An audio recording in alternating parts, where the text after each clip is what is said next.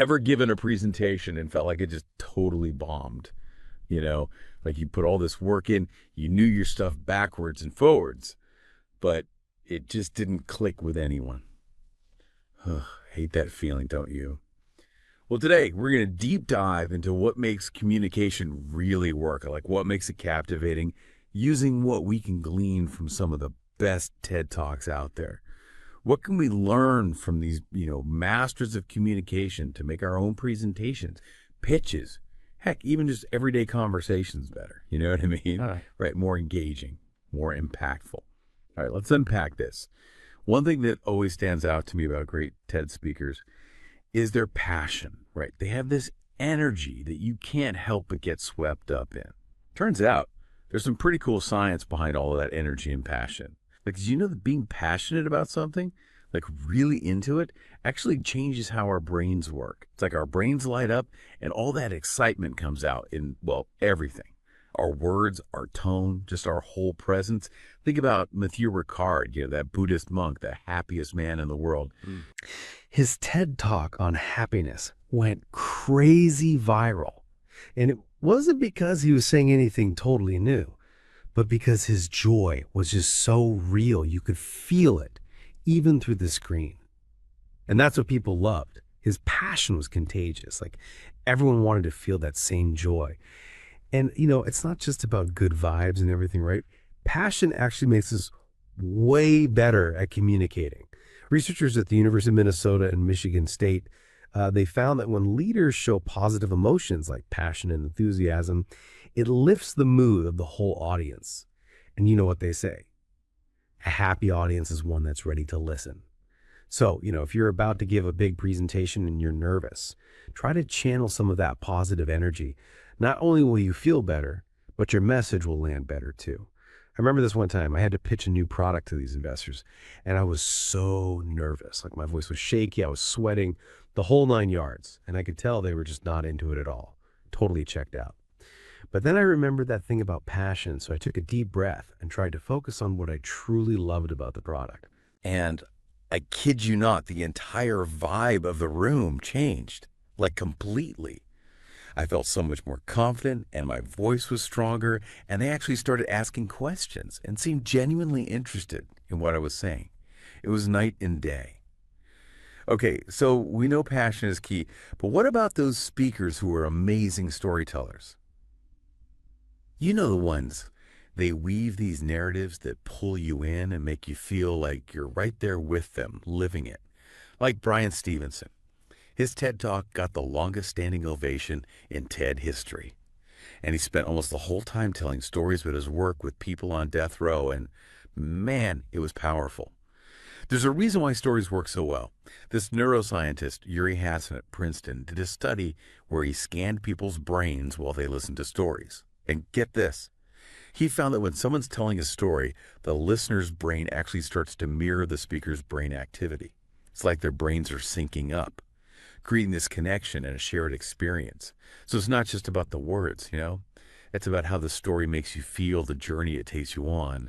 Stories that have a lot of emotion, like the ones Stevenson told. They break down walls and make people open to what you're saying. He talked about his grandmother, who taught him about justice and compassion, and this janitor who pushed him to keep fighting for what he believed in. And these little personal stories made his arguments about criminal justice reform hit so much harder because they helped the audience relate to him on a human level. I'm not a lawyer or anything, but I remember this one time I was trying to get my team to use this new project management system. And they were not into it at all. Like they were stuck in their ways, totally resistant to change. So instead of just going on and on about all the great things about the new system, I told them a story about a time when the old system totally failed, which caused this huge project delay. And I described how stressful it was, how frustrated everyone was, those late nights we had to pull just to get back on track. And guess what?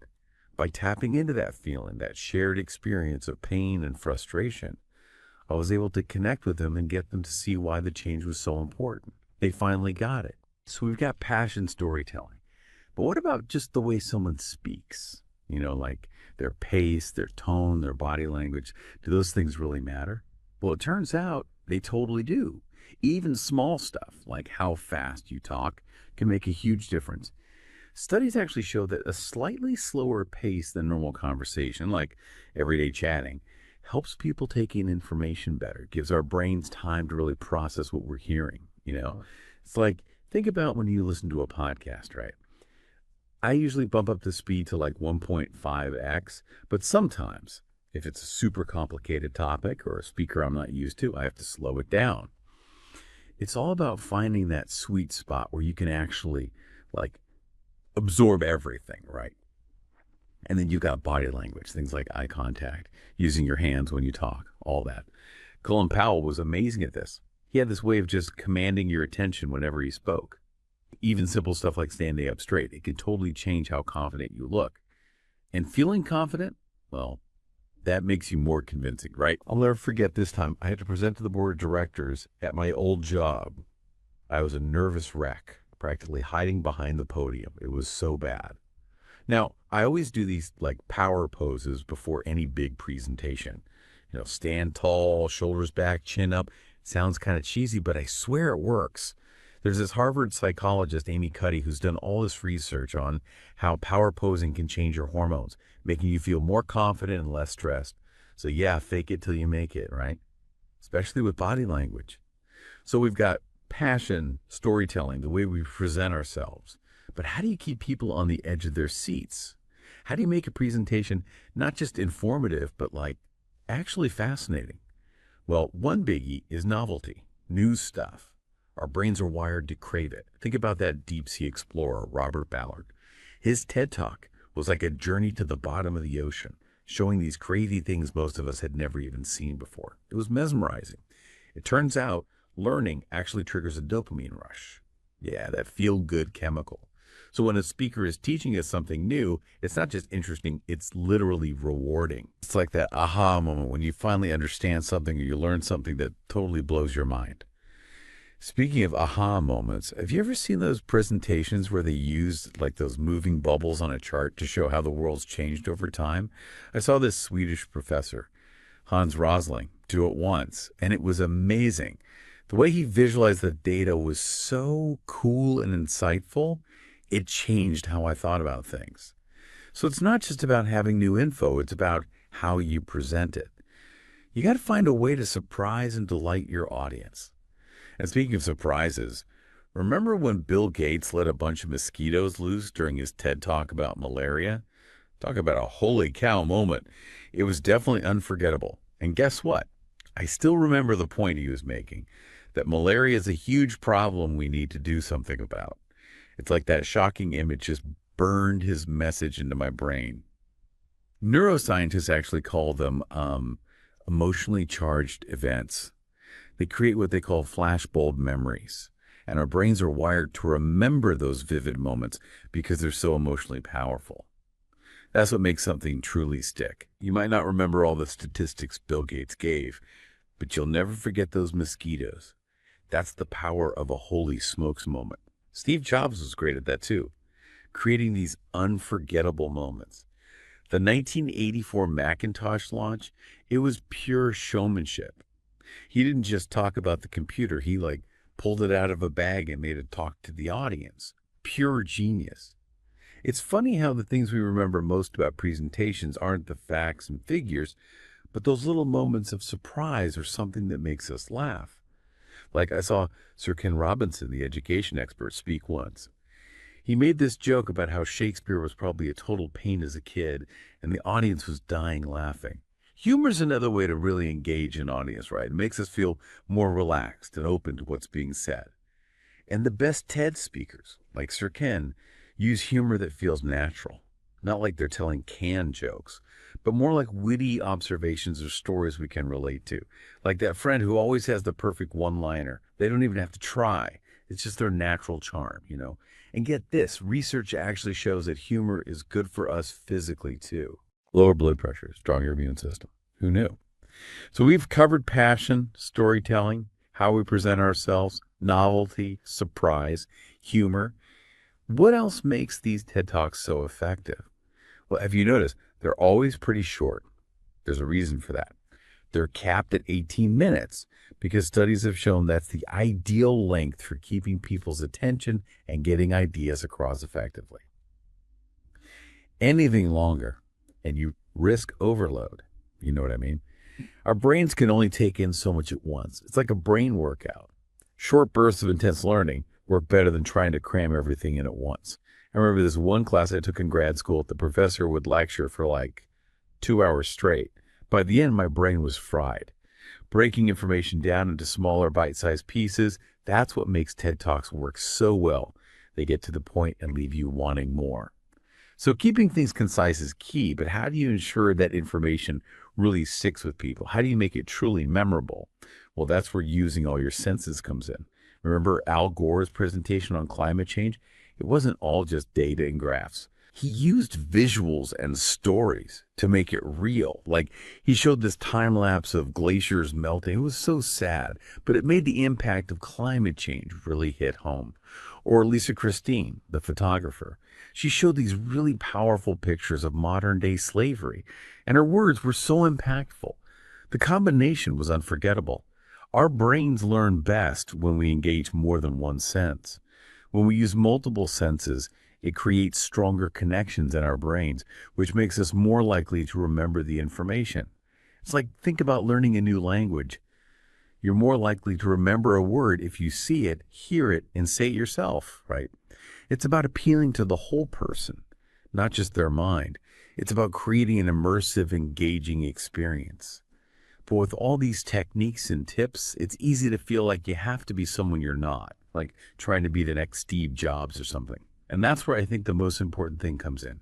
Authenticity, being genuine. The most compelling speakers are the ones who are just themselves, not trying to fit some mold. They're comfortable with who they are, and that confidence is what draws people in. Think about Sheryl Sandberg. She told this really personal story about her daughter begging her not to leave for a speaking engagement. It was raw and relatable, and it made her point about work-life balance all the more powerful. Or Richard Branson. He's the same guy whether he's launching a new airline or like kite surfing with models. He owns his thing, and that's what makes him so interesting. Authenticity is key. When we're true to ourselves, our passion shines through and our stories resonate more. People can spot a fake a mile away. So the best advice is just to be yourself, but be the best version of yourself. And, it's not even about being perfect. Remember Steve Jobs' first TV interview? He was a mess. He thought he was going to be sick. It's actually kind of inspiring to see how far he came with practice and just sticking with it. He wasn't always the smooth, charismatic guy we remember. It's a good reminder that we're all capable of growth. It's just about embracing the journey and not being afraid to mess up along the way. So we've covered a lot here. Passion, storytelling, how we present ourselves, novelty, surprise, humor, being concise, using all the senses, authenticity, and practice, practice, practice. But if you had to boil it all down to one thing, the one ingredient that makes communication truly captivating, what would it be? That's a tough one. But I think really it all comes down to connection. It's about creating that bridge between you, the speaker, and whoever you're talking to, building understanding and hopefully leaving a lasting impression. It's like you said before, connection, right? Because at the end of the day, isn't that what we all want? To feel seen, heard, understood. And when we connect with someone on that level, it opens up our minds. It touches our hearts and gets us fired up to actually do something. So as we wrap up this deep dive, what's the one thing you want our listeners to walk away with? Believe in the power of your own voice. We all have stories, ideas, unique perspectives to share with the world. Don't be afraid to just be yourself. Embrace that and let your inner awesome communicator shine through. Beautifully said. And on that note, we'll leave you to think about your own journey with communication and how to make it captivating. Go out there, connect with your audience, and let your voice be heard.